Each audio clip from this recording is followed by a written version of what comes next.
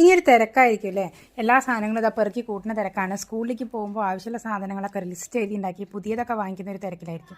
അങ്ങനെ നമുക്കിതാ ചിലപ്പോഴെങ്കിലും ഇതുപോലെ കവറിംഗ് ഒന്നും ഇല്ലാത്ത ട്യൂബ് കിട്ടാറുണ്ടല്ലേ, റീഫില്ല് കിട്ടാറുണ്ടല്ലേ പെന്നിൻ്റെ.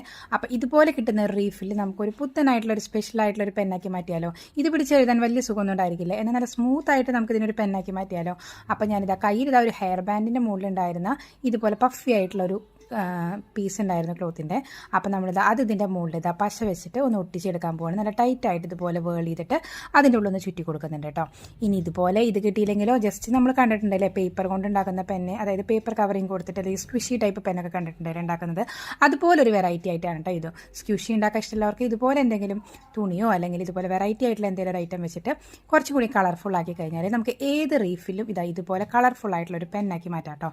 അപ്പോൾ നമുക്ക് ചിലവർക്കെങ്കിലും കുട്ടികൾക്ക് സ്ഥിരമായിട്ട് പരിവേണ്ടാവും ഇങ്ങനെ പെന്നൊക്കെ കടിച്ചിട്ട് അതിൻ്റെ ഔട്ടർ കവറിംഗ് ഒക്കെ പൊട്ടിച്ച് കളയുന്നത്. അപ്പോൾ അങ്ങനെ ഉണ്ടായിരുന്ന കുറേ ബാക്കിയാവുന്ന റീഫിലൊക്കെ ഇതുപോലെ നല്ല മേക്ക് ഓവർ ചെയ്തിട്ട് സൂപ്പറാക്കി എടുക്കാം കേട്ടോ. അപ്പോൾ ഇന്നത്തെ ഈ ഒരു കുഞ്ഞു വീഡിയോ കണ്ട് ഇഷ്ടപ്പെട്ട ലൈക്ക് ചെയ്യാനും ഷെയർ ചെയ്യാനും ഇതുപോലെ ഒന്ന് ചെയ്ത് നോക്കിയിട്ട് നിങ്ങളുടെ ബോക്സൊക്കെ നല്ല കളർഫുൾ ആക്കി വെക്കാനായിട്ട്. അപ്പോൾ പുത്തൻ ക്ലാസ്സിലേക്കുള്ള ഒരു ആകാംക്ഷയായിരിക്കുമല്ലോ എല്ലാവർക്കും. അപ്പോൾ നല്ലൊരു ഹാപ്പി ആയിട്ടുള്ള സേഫ് ആയിട്ടുള്ള ഒരു ഇയർ ആവട്ടെ എല്ലാവർക്കും.